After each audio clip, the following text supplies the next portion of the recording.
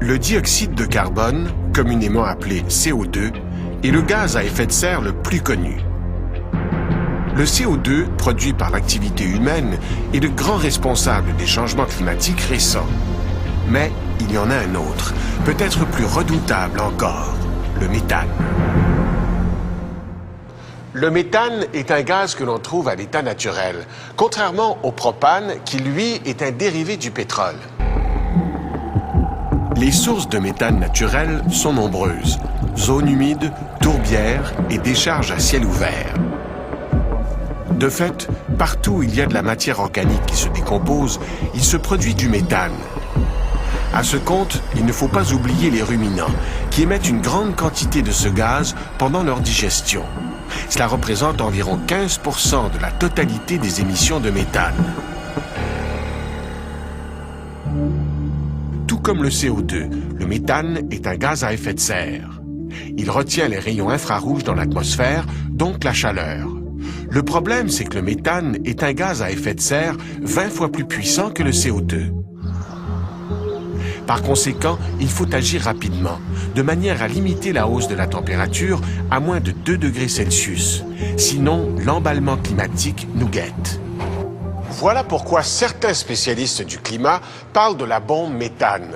À cause de l'augmentation de la température observée dans le Grand Nord, le pergélisol est en train de fondre. Or, ce pergélisol est un gigantesque réservoir de méthane. Le pergélisol, ce sol gelé en permanence, couvre des millions de kilomètres carrés. Du Canada, en passant par l'Alaska, la Sibérie et la Scandinavie, jusqu'au Groenland. Depuis la dernière glaciation, il y a 11 000 ans, de vastes tourbières ont gelé, formant le pergélisol d'aujourd'hui.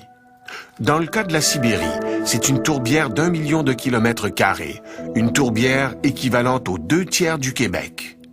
Si cette matière végétale revient à l'air libre, les bactéries responsables de sa décomposition reprendront du service. L'un des sous-produits de cette décomposition est le méthane, dont les émissions pourraient alors se faire en grande quantité. Pendant l'hiver, on constate même la présence de ce méthane dans la glace à la surface des lacs. Comment? Tout simplement parce que les scientifiques sont capables d'y mettre le feu. Mais une autre donnée vient compléter ce portrait inquiétant. Il y a aussi une quantité colossale de méthane dans la mer. La présence de ce méthane s'explique par le fait qu'autrefois, la région arctique était peuplée d'immenses forêts. Ces forêts se sont ensuite recouvertes d'eau, puis elles se sont fossilisées. Sous l'effet de la pression, et aussi parce que les eaux sont froides, le méthane s'est solidifié sous forme de cristaux blancs sur ces carottes de glace. C'est ce qu'on appelle des hydrates de méthane.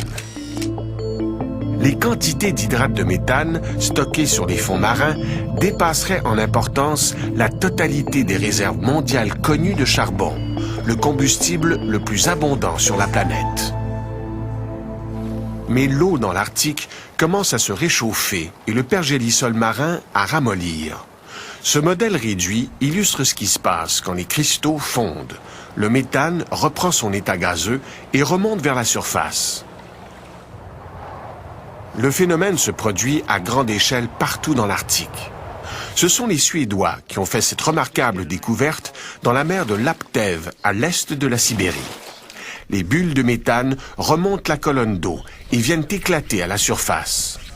Le fait de devoir ajouter le méthane marin au méthane terrestre fait frémir les scientifiques, car il va falloir maintenant intégrer ces nouvelles données au modèle climatique.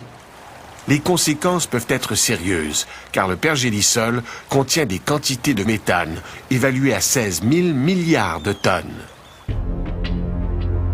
Comme les quantités en jeu sont colossales, il pourrait alors se créer un puissant cercle vicieux.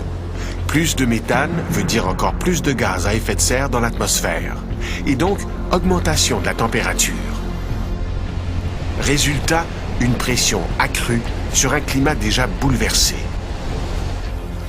La bombe méthane est bel et bien amorcée.